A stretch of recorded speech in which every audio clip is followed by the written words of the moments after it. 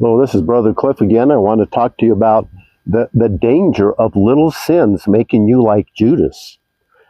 See, Jesus warned about the son of perdition, means the son of destruction. So that's a person who was a son of God, became born again, and then they turned away from the Lord and became a son of destruction. And Judas was one of those people. And a lot of people say, "Oh, Judas was never saved." Well, Jesus would not have chosen him as one of the 12 disciples if he was never saved. So he actually was, but he turned away from the Lord. And Jesus talks about that. John 17:12. He says, "I have kept all those that you gave me, except the son of perdition, that the scripture might be fulfilled." Because it said that there would be one that would betray Christ. So don't you betray Christ also.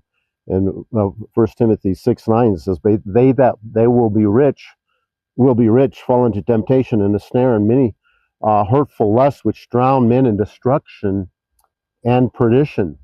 See, so that's how Christians fall away from God, is these being rich in hurtful lusts.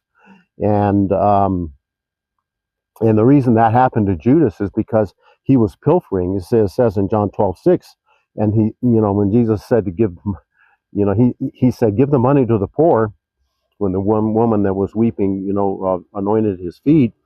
And it says very clearly, he said that because he was a thief, and he kept the bag, which he was the treasurer. You see, so money can have that effect. So it was these little stealings, he'd steal a little bit here and there and justify it. Then eventually it gets to the point where you actually betray Christ for 30 pieces of silver, you see.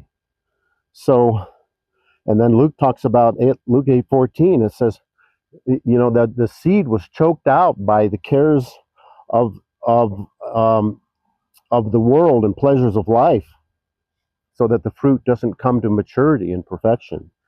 You see, and Jesus said also, he warned us that everyone that hears these words and does them is like a man who built his house, or doesn't do them, is like a man who built his house on the sand. And when times of trial come or the judgment comes, then your whole house will fall because it'll be washed away.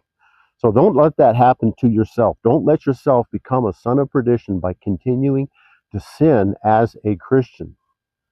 Walk in holiness and produce the fruits of holiness to the glory of God. God bless you.